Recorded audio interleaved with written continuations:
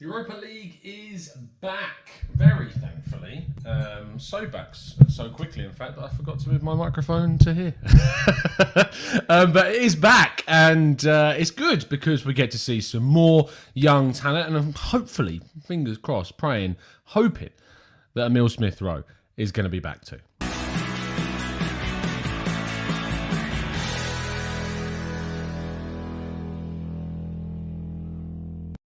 Hello and welcome to the Gooner Talk. Back again with you guys for another show, for another episode of our Raw Reaction preview series, show in which we look ahead to Arsenal's next fixture. And in this case, we are playing against Norwegian side Molde at the Emirates. Now, this comes at a pivotal time in the league because Arsenal have kind of, coming off the back of the Manchester United game, spirits are high. Momentum is with the team. We obviously beat Dundalk as well off the back of a really disappointing performance against Leicester. So it's important that Arsenal keep up that momentum, and Molde, alongside Rapid Vienna, are the two toughest teams in the group. Now, I still feel that Rapid Vienna are the hardest team to face in the group specifically. However, that doesn't talk about really to the detriment of how good Molde can be. They obviously did concede against a very, in my opinion, extremely weak Dundalk side in Ireland, in fairness. So there is that to consider. But at the same time, I kind of struggle to look at Molde as anything other than a side that Arsenal should be comfortably beating. Now, we know what it's like with Arsenal, and we know what it's like in terms of comfortable wins and games that we should win, is that we don't usually turn up to frivolously, shall we say, in those games. And whilst it's important to think about Arsenal as a team that needs to build momentum, we need to have, most of all, a good performance. And I think that the performances of some of the young guys are really going to push for starting berths in possible Premier League games. There are going to be injuries throughout the season. There are going to be times in which we may need to change up different players in different positions because players will fall out of form. And we're kind of already seeing that with some of the first team players as well. So as we go in to look at the lineup, what I'd like to go for, it does take into consideration a lot, of course, the team that we're playing against, the rest that we need to make for the Aston Villa game at the weekend. But also it looks into some of the opportunities that we could see for players coming up in the next few weeks. So let's have a look. Now, I've not done an Arteta and my lineup like I usually do, where I do them separately, because I kind of look at this as what I think it's going to be. This is how I'm kind of looking at it at the moment. I'm looking at sort of what's available, the players that we need to rest, the players that we need to rotate, the players that aren't going to be playing in the Premier League as much. And the one that stands out for us immediately has to be Granit Xhaka. Of course, Granit Xhaka was our Premier League starting midfielder. And now it looks to be that Mohamed Elneny is very well taken that position, and he deserves it too, because it was a fantastic performance at Old Trafford against Manchester United. We're hoping that he can push on and still be that excellent player going forwards as well, and so that's why Granit Xhaka can play that. It's good that Arsenal, of course, got the 2 wins against Dundalk and Rapid Vienna, that there wasn't any issues in those games in terms of obviously picking up points. I know that the performance in Austria wasn't amazing, but in terms of actually getting the points, we've got those, and so we can start to be a little bit more lax with our team selection and give more players the opportunity. Now, I know that a lot of you, Karthik included, would have liked to see possibly Balogun get a line-up. I still think that is a little bit too far in terms of the expectation of what we might see from following Balogun. Now, Nketiah needs to get minutes. You can't just bench Nketiah because you want to bed in this youngster of following Balogun. Like, Nketiah still is vying for a place in the Premier League first team, and he hasn't warranted any reason for Balogun to come in for him. So Nketiah still starts. Pepe and Nelson in that front three. You'd look at Pepe and you're thinking, is he going to be starting against Villa? He could do, but he needs minutes, and those minutes in the Premier League are not forthcoming. And to improve and develop and gain his confidence back, he needs to be playing, he needs to be scoring goals. He did it against Dundalk, which is great. He got dropped for the Manchester United game, which looked justified based upon the performance that we put on in that game. But there is always that element of disappointment to think, if he was playing more games, maybe we might be able to discover the Pepe that we need. Temi in the chat says, sad Pepe is playing in the Europa League when he should be playing in the Premier League week in, week out. Kyle says that Pepe will gain confidence from his performances in this League.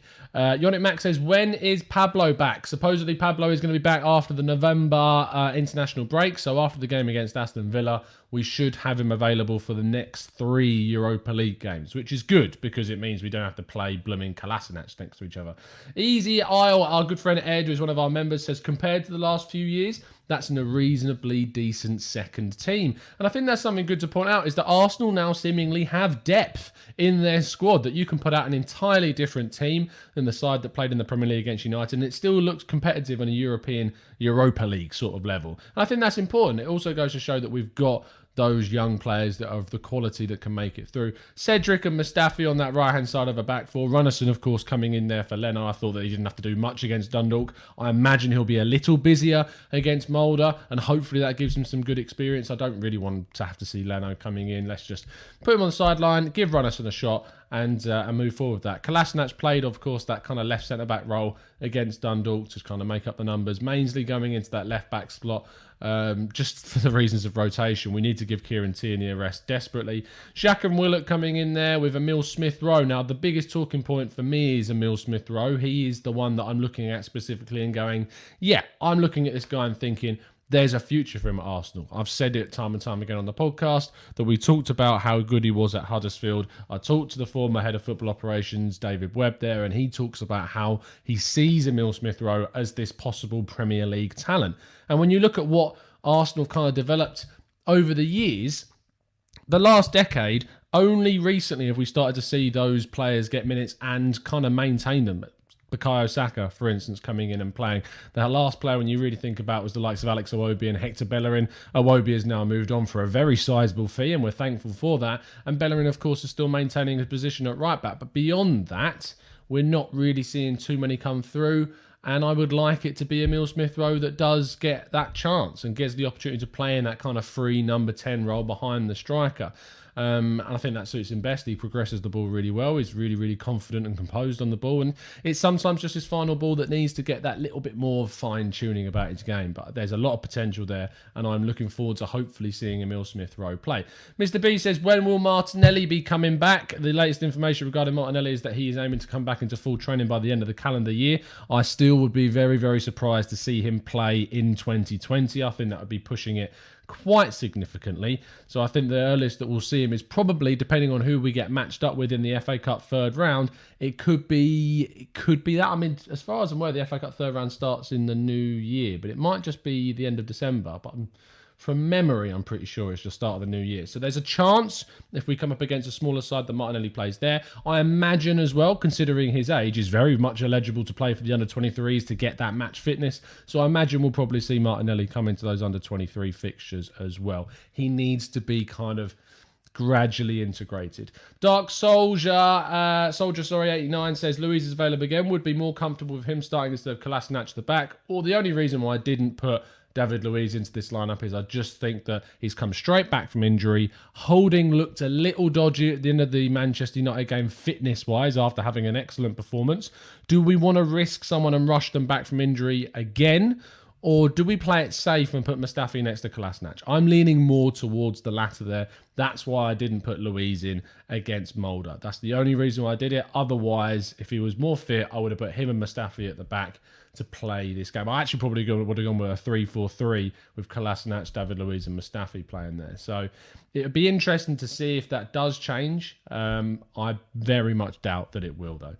Jubilani says, Tom, I can't wait for the day Martinelli shows up in the starting lineup from nowhere like Holding did this week. Yeah, it'd be great. And he's genuinely one of those young players that we can see possibly having a future at the club. We've kind of got a taste in his breakthrough season of what he's able to give us. And one amazing stat that I saw was when Nketiah scored his goal against Dundalk. That was his 10th goal. And if you think about the fact that Martinelli scored over 10 goals in just his first season, it goes to show you how impressive Martinelli was. And I think it's really important that we obviously don't hype him up too much, other than to Chelsea fans, of course, which is always enjoyable to wind them up about that goal. But it's important that we stay a bit grounded and keep our feet on the floor and find out what he's actually about. Calvin Cloette says, hi, Tom. Do you think Ceballos will not start? It's a tough one. I think he's kind of ones that's up in the air, Calvin, to be honest. He could start, he could play because he didn't play at the weekend. But I have a sneaky suspicion we may see him against Aston Villa at the weekend. But again, Aston Villa's prediction and that preview that will be out on Saturday, will be an interesting one to try and to piece together what we might do in that fixture. So for sure, I'm interested about what could happen.